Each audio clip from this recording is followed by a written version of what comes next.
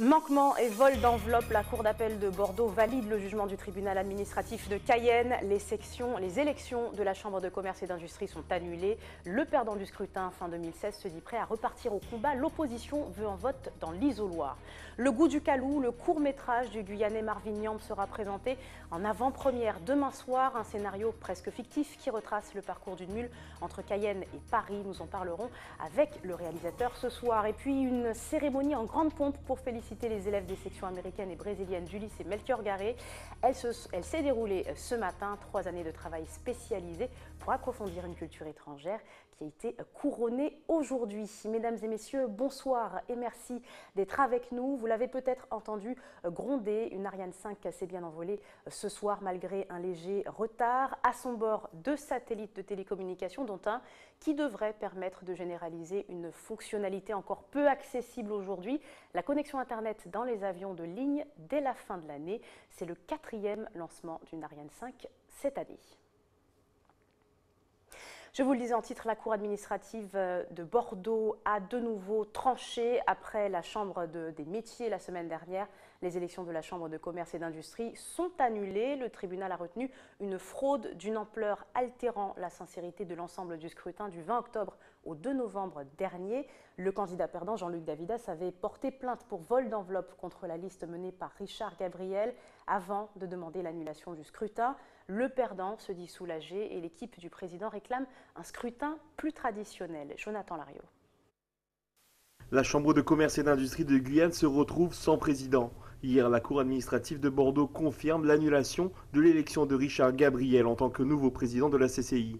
La Cour bordelaise atteste la présence d'irrégularités dans une collecte de vote à domicile par correspondance commise par certains candidats. La Cour d'appel redit et réaffirme qu'il y a bien eu le vol d'un nombre important de matériel de vote, d'enveloppes destinées au vote par correspondance, puisque les élections peuvent avoir lieu à la fois par vote par correspondance et par vote électronique.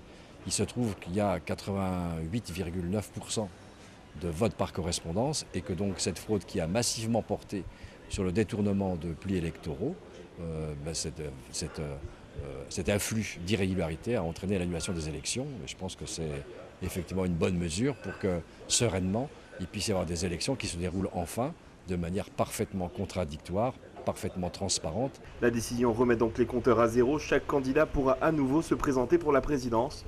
La décision fraîchement tombée hier. Jean-Luc Davidas et son parti à l'origine du recours affirment qu'ils repartiront en campagne pour le poste de président. C'est une victoire, c'est une belle victoire. Le 7 novembre 2016, lorsque la préfecture avait annoncé que nous avions perdu les élections, on m'avait demandé on m'avait dit que j'étais un mauvais perdant. Je pense aujourd'hui que dans les conclusions de M. Marco Desroy, il avait rappelé que c'était plutôt la liste Eden qui était des mauvais gagnants. Aujourd'hui, la justice nous a donné raison. J'ai fait confiance à la justice. Ça a été un long combat, 7 mois. Et maintenant, nous sommes prêts à retourner au combat pour enfin pouvoir redonner des couleurs à cette chambre de commerce. Résultat des courses, c'est aujourd'hui au préfet de mettre en place une commission provisoire. Celle-ci s'occupera des affaires courantes de la CCI dans l'attente de l'élection d'un nouveau président. L'ancien président Richard Gabriel hors du département lors de la réalisation de ce reportage. Son équipe se dit prête à repartir sur des élections où le doute ne sera plus permis.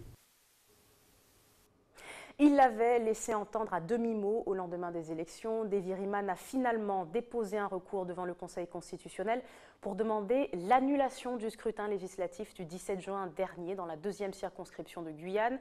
Seuls 56 bulletins le séparaient du vainqueur, Lénaïque Adam. L'ex-candidat et secrétaire général de l'UTG Éclairage évoque des éléments qui pourraient entacher la sincérité des votes. Nous y reviendrons. On poursuit avec toute autre chose, cette nouvelle affaire de harcèlement scolaire en Martinique. 2 élèves du collège Julia Nicolas à Fort-de-France auraient été victimes de nombreuses brimades et même de violences de la part de leurs camarades. Leurs parents ont porté plainte contre les élèves et contre l'établissement qui n'aurait pas pris, selon eux, la mesure de la gravité des faits. Une nouvelle affaire qui vient rappeler le drame vécu par une famille il y a 10 jours et dont l'enfant se serait suicidé. Reportage Guillaume Bacoul. Nous y reviendrons dans quelques instants, mais partons tout de suite sur ces journées caribéennes du dépistage du VIH qui se poursuivent jusqu'à samedi. À cette occasion, depuis 2008, plusieurs actions sont menées dans tout le territoire pour inciter la population à faire le test chaque année. Aujourd'hui, c'est sur les ondes que l'association Médecins du Monde a tenu à faire rappeler ce message. La coordinatrice régionale était interrogée en live par les auditeurs de la radio. On l'écoute. Qui est vécu un peu comme un certain stress. Il y avait les mots fléau qui sont sortis à travers les discussions qu'on avait. Donc nous, après, notre but, c'était de parler aussi de responsabilité face au dépistage. Il y avait des questions qui portaient sur le taux de suicide chez les personnes du sida. Ou VIH, porteuses du VIH, des questions aussi pratico-pratiques plutôt sur l'utilisation l'utilisation bonne ou mauvaise du préservatif, également les voies de transmission. Donc ça, c'était plutôt ce sujet-là que nous, on souhaitait aborder dans nos actions de Journée caribéenne de dépistage qui promouvoit le dépistage annuel en Guyane. Ça a le mérite du coup d'ouvrir la discussion avec un public qui est un public aussi important pour lequel porter le message de la sensibilisation au dépistage lors des Journées caribéennes de dépistage. Qui sont organisés depuis 2008 tous les ans en Guyane. Donc ça mobilise différents acteurs de lutte contre le VIH via l'encadrement, le travail qu'on fait avec le comité régional du VIH et l'ARS. Parlons cinéma à présent avec notre invité Marvin Yamb. Bonsoir. Bonsoir. Merci d'avoir accepté notre invitation. Vous êtes réalisateur, vous êtes là pour nous parler de votre film Le Goût du Calou, dont l'avant-première aura lieu demain soir à l'Ancre, un court-métrage de 28 minutes qui retrace l'histoire d'une mule. D'abord, pourquoi avoir choisi ce thème ? Pourquoi avoir choisi ce thème ? C'est un thème qui est récurrent, ce sont des histoires qui sont récurrentes en Guyane. Donc dans les faits divers, on les entend beaucoup. Et puis à côté de ça, j'ai eu des témoignages qui m'ont touché. Et qui m'ont donné envie d'écrire un court-métrage sur le sujet. Et ce nom, Le Goût du Calou ? Le Goût du Calou, tout simplement parce que le calou est une plante qui est utilisée pour faciliter la gestion des ovules. Lorsqu'on l'écrase, elle est visqueuse. Alors on va expliquer tout ça tout à l'heure, mais juste avant, je vous propose qu'on visionne ensemble une partie de ce court-métrage.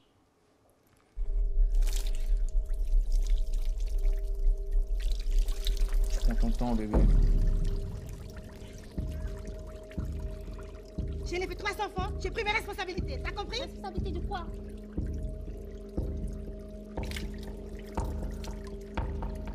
T'es magnifique, chérie. Je t'adore. Toute la joie, femme. La merde avant l'or. Tout va bien se passer, chérie, t'inquiète. Il y a le calou, il va faire son travail. T'as déjà pris l'avion? J'habite un champignon d'acier et de béton, placé au cœur de la cité. Marvin Yamb, 20% de la cocaïne saisie en France passerait par les Antilles-Guyane, des territoires devenus des plaques tournantes pour les narcotrafiquants qui s'en servent de porte d'entrée, on va dire, vers l'Europe. Alors il y a les gros porteurs, les saisies records, et puis il y a ces personnes dont vous racontez l'histoire, qu'on appelle aussi les mules, et donc qui ingèrent des ovules de cocaïne, avec des risques évidemment de se retrouver derrière les barreaux, et puis des risques pour la santé, c'est-à-dire qu'ils peuvent en mourir d'une overdose. Plusieurs facteurs vous ont conduit donc à aborder ce thème dans le court-métrage, notamment des discussions avec des amis et des témoignages très personnels. Effectivement, oui. J'ai eu le témoignage d'un homme enfin, il m'a été rapporté par sa fille, d'ailleurs. Voilà, il m'a raconté l'histoire de son père qui, tout simplement, pour se sortir d'une certaine situation, l'avait fait. Et il avait refait, puisque ça aidait, on va dire, à pouvoir joindre les deux bouts. Et au final, il en a payé de sa santé. Donc voilà, et cette même personne avait disparu pendant plusieurs années, je n'avais pas de ses nouvelles, et il m'a recontacté pendant que je commençais à écrire le court-métrage, et m'a raconté pourquoi elle avait disparu. En fait, elle avait été incarcérée, en Angleterre, pour avoir fait la mule entre la Barbade et l'Angleterre. Un public souvent jeune, la première cible finalement des dealers dans un département où 60% des moins de 25 ans sont au chômage. On parle de 3 000 à 4 000 mules par an sur les vols Cayenne-Paris, 10% seulement sont interpellés. Donc c'est une fiction, on ne peut plus ancrée dans la réalité que vous racontez dans ce film, un univers que vous avez dû approcher quand même de près pour pouvoir écrire, outre ces témoignages. Ben oui, j'ai essayé d'éviter d'écrire simplement avec des espèces de fantasmes, comme beaucoup de personnes font parfois pour certains sujets. J'ai voulu avoir des témoignages pour prendre des points communs à toutes les histoires et construire ma fiction. Un fait divers en particulier vous a inspiré ou c'est vraiment tout ce cheminement? C'est vraiment tout ce cheminement et puis les témoignages dont je vous ai parlé il y a un instant m'ont beaucoup touché. Donc voilà, c'est vraiment un tout. C'est vraiment un tout. J'ai vraiment eu envie de synthétiser ce que j'avais pu entendre. Après des histoires de mules, il y en a plein. Il y en a plein. Le tournage s'est déroulé entre mai et septembre 2016, environ une semaine en tout et pour tout. Le scénario raconte donc le parcours d'une jeune femme dont le compagnon trempe dans diverses affaires, on va dire. Elle s'appelle Claire, c'est une jeune maman qui accepte de jouer la mule donc, entre Cayenne et Paris à la demande de Livio. Alors quand vous décrivez le film, vous dites que c'est une sorte de portrait d'une jeunesse guyanaise. Expliquez-vous. Oui, parce que bon, vous avez un petit peu vu ce qui s'est passé il y a 2 mois. Nous avons un territoire qui est beau, mais qui est en proie à des maux. Et cette situation-là conduit une certaine jeunesse à choisir parfois la facilité. Alors là, on parle de mules, mais voilà, il y a plein d'autres domaines dans lesquels voilà, les jeunes choisissent de prendre des voies d'argent facile plutôt que de se mettre au travail, tout simplement. Parfois, ça semble être la seule issue. Parfois, ça semble être la seule issue. Maintenant, bon, qui suis-je pour décider à la place d'autrui si c'est la seule issue ou pas? Je sais juste que voilà, un climat qui est favorable et puis voilà. Pour faire cela, vous avez mis sur pied un casting presque exclusivement local avec la participation d'Olivier Rabourdin pour le raconter. Donc c'est l'un des acteurs de la série Guyane notamment qui a accepté de participer à votre projet pour jouer Jean Risoli, l'homme d'affaires. Exactement, bon, bah, j'étais dans une dynamique guyanaise. Vraiment, j'ai eu envie de mettre en avant les acteurs guyanais, mais pas que, les techniciens guyanais également. Et puis la plupart des acteurs et des techniciens ont eu des expériences sur les 2 séries qui ont été tournées sur le territoire. Donc à partir de là, c'était tout bénef pour moi. Et puis pour Olivier, bon, avant d'être un acteur de renom, c'est une personne formidable qui a un cœur énorme. Et Olivier a accepté de me sortir de la mouise. On va dire que pour la petite anecdote rapidement, l'acteur qui devait jouer son rôle m'a lâché à 1h du tournage. C'est-à-dire que je me retrouve à 7h du matin, je n'ai pas l'acteur. Le matériel est déjà loué, le lieu est déjà loué, tout est sur place. Mais je n'ai pas d'acteur. Et les gens sont déjà en train d'y aller. Enfin, l'équipe technique est déjà en train d'y aller. Et donc votre joker, finalement, c'est Olivier Je lui envoie Rabourdin. un texto, je lui dis, écoute Olivier, je suis dans la mouise, est-ce que tu pourrais me rendre ce service-là? Et ça ne te pose pas de problème, mais t'inquiète, je peux comprendre si jamais ça doit être compliqué. Je lui envoie le message à 7h du matin, et à 7h04, je reçois un appel. Salut Marvin, écoute, je m'habille comment, je te rejoins où et à quelle heure? Voilà, leçon d'humilité. Et le rôle de Risoli était fait. Terminé. Alors ça montre bien quand même ce que vous racontez là, les difficultés aussi dans ce type de projet. Beaucoup de réalisateurs locaux peinent à mener leur travail à bien. Souvent le problème, c'est évidemment le nerf de la guerre, les moyens, l'argent. Comment tout cela a pu se mettre en place dans votre cas? Alors comment ça a pu se mettre en place? J'ai dans un premier temps fait appel à du crowdfunding via la plateforme Lobbyou, qui est une plateforme guyanaise, toujours dans un état d'esprit de rester local. À côté de ça, j'ai eu un peu d'argent d'une structure, donc voilà, on a rassemblé ces forces-là. Et puis j'ai surtout compté sur l'aide précieuse des techniciens, parce qu'il faut savoir que pour être technicien dans le cinéma en Guyane, c'est très compliqué. Et ces personnes-là qui habitent en Guyane et qui vivent du cinéma, qui essayent d'évoluer dans ce milieu-là, sont des super-héros. Lorsqu'ils acceptent sur un projet comme ça de travailler gratuitement, c'est énorme, c'est énorme. Donc voilà, j'ai pu compter sur ça. Comment chiffrer une telle aide, je ne sais pas. Voilà. Mais s'il n'était pas là, le projet n'aurait pas vu le jour.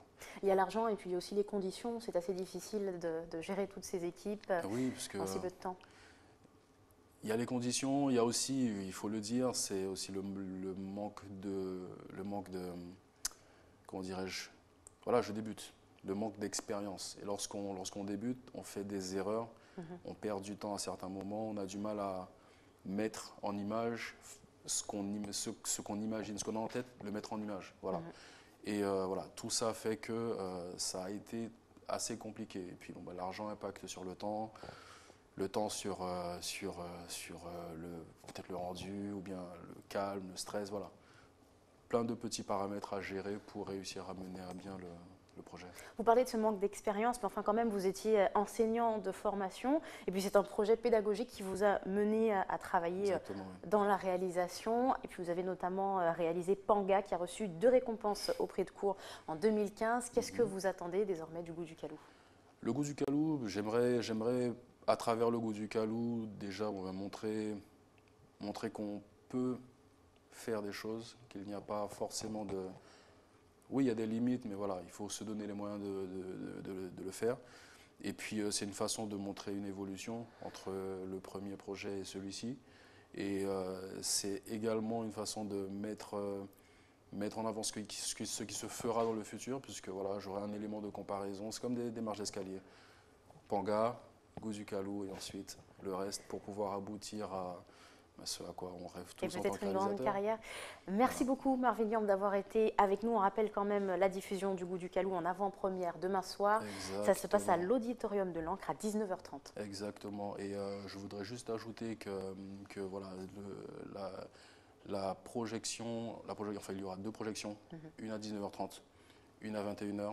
Il faut venir un petit peu plus tôt, vraiment, l'heure guyanaise, comme on dit, il faut éviter. Le retard ne sera pas accepté. Exactement, et puis c'est avec plaisir que cette projection, qui est d'ailleurs organisée par dans le cadre des Jeudis du cinéma par le PCC des Trois Fleuves et la CTG, voilà, cette projection aura lieu voilà, jeudi, demain, rendez-vous demain, venez tous. Merci beaucoup d'avoir été avec nous. On revient Merci tout beaucoup. de suite sur cette affaire, sans transition avec cette affaire de harcèlement scolaire, je vous le disais, en Martinique. 2 élèves du collège Julia Nicolas de Fort-de-France auraient été victimes de nombreuses brimades et même de violences de la part de leurs camarades. Leurs parents ont porté plainte contre les élèves en question et contre l'établissement qui n'aurait pas pris en compte la gravité des faits. Une nouvelle affaire qui vient rappeler le drame vécu notamment par une famille il y a 10 jours.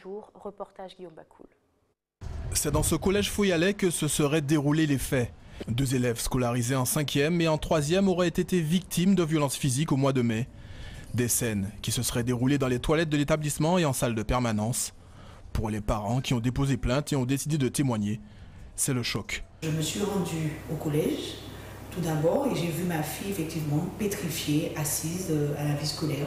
La classe de ma fille était en permanence et que 2 filles de sa classe l'ont agressée par derrière. Donc m'a tiré les cheveux, donné des coups de poing et autres blessures. Je l'ai emmenée chez le médecin traitant pour constater que ma fille ne pouvait plus bouger son bras. Souvent, j'avais des remontées que mon fils pleurait. Et on me disait jamais pourquoi. Ah non, mais bon, pour lui, il s'est passé quelque chose, mais voilà, il s'est mis à pleurer, mais maintenant tout est rentré dans l'ordre. Et voilà. Mais depuis la 6e, celui qui l'a agressé, s'en était déjà pris à lui. Intimidation, menaces, les mamans dénoncent l'inertie de la communauté scolaire. L'une d'elles a même déposé plainte pour non-assistance à personne en danger. Je ne suis pas accompagnée par l'établissement, non du tout. Pourtant l'agression a été faite chez eux. Alors même si on me dit que effectivement dans les toilettes c'est privé, les surveillants n'ont pas le droit, chose que je comprends. Mais je pense que l'établissement est géré trop légèrement. Parce qu'on nous oublie dans tout ça. Moi, je mène un combat, mais moi aussi, je souffre dans ma chair. Mon fils, il a été frappé, et on ne sait pas dans quel état je me trouve. Parce que c'est difficile à vivre, c'est très très difficile à vivre. Votre enfant retournera bientôt en cours dans cet établissement? Ben oui, il doit passer son brevet. Et là, on me garantit pas de sa sécurité. Ça fait un moment que ça dure, mais je pense qu'au niveau académique ou l'éducation nationale, on fait des préventions, mais les actions même dans l'établissement, il n'y a pas. Il n'y a pas. Alors qu'on vit ensemble, qu'on on parle de tout, mais les enfants, ou mon enfant, a une frayeur incroyable. Je dis aux parents, questionnez vos enfants, parlez à vos enfants parce qu'il y a un réel problème. Pour ce représentant de la FCPE, face à la recrudescence du phénomène, il ne faut pas pour autant reporter la faute sur la communauté scolaire. Il y a un nombre insuffisant de surveillants. C'est un peu partout. On va vous dire qu'il n'y a pas d'argent. Mais aussi, il faut savoir que les harceleurs sont organisés. Ils vont s'arranger de manière, lorsqu'ils seront seuls, pour arriver à leurs méfaits. Donc, on ne peut pas non plus culpabiliser les responsables, les adultes qui sont là, les surveillants. Ils sont organisés et ils savent à quel moment propice pour harceler. À quelques jours des vacances, pour ces familles touchées dans leur chair, se pose maintenant la question de la prochaine rentrée scolaire.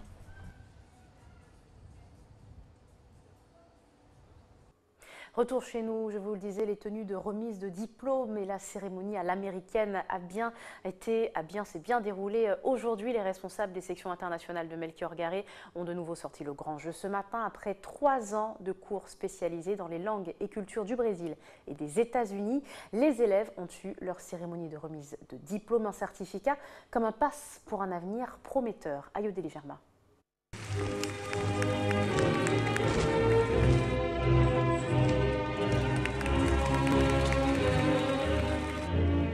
Trois années de dur labeur récompensées pour cette quarantaine d'élèves des sections internationales du lycée Melchior Garret.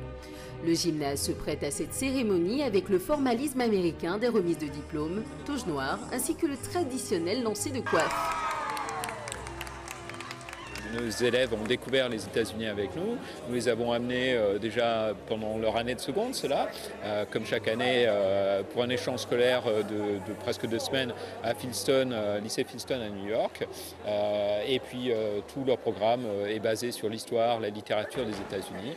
Et donc c'était assez naturel qu'on fasse les choses à l'américaine et à ce pays qu'ils aiment beaucoup et que nous aimons tous également. Pour accéder à cette section internationale, la sélection est rude pour les élèves à la sortie du brevet. Une bonne moyenne en anglais ou en brésilien est exigée. On regarde également le dossier scolaire aussi de l'élève, ça c'est quand même le critère fondamental. On doit avoir un excellent dossier au départ et puis après on va voir aussi le niveau dans la langue de l'élève. Mais c'est d'abord le dossier scolaire parce que c'est un travail quand même qui est assez important. Donc on veut des élèves qui soient surtout studieux et qui ont une capacité de travail un peu plus au-dessus de la moyenne, quoi. Dès la première année de ce cursus, qui débute en classe de seconde, les candidats doivent lire un minimum de cet ouvrage classique de référence dans la langue qu'ils souhaitent approfondir. Au bout de 3 ans d'études, la majorité est parfaitement bilingue. On ne se rend pas compte, mais notre niveau en anglais de terminale est complètement différent de celui de seconde. On s'améliore tout le temps, continuellement. On parle avec les élèves en anglais, on parle avec les professeurs en anglais. Tous nos cours sont, la majorité de nos cours sont en anglais. On ne se rend pas compte à quel point en fait, on baigne dans cette culture et cette langue anglaise. Ça a été des années vraiment très dures pour moi, principalement pour moi parce que je dominais pas très bien la langue portugaise en fait au début. Mais ça a été ces 3 années ont été vraiment des années de rencontres. On a pu faire ce voyage. On est parti à Belém, São Luís. Une expérience de poids pour la suite de leurs études, car elle ouvre les portes des grandes écoles. Nous avons au moins 3 élèves qui ont réussi à Sciences Po Paris.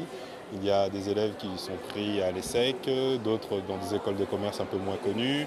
Et puis il n'y a pas moins de 6 élèves qui sont pris dans les prépas de Guyane, à savoir lettres à Félix Éboué ou scientifique au lycée de Damas. C'est vraiment magnifique. On n'a pas encore les résultats du bac, on les aura ce vendredi si tout va bien.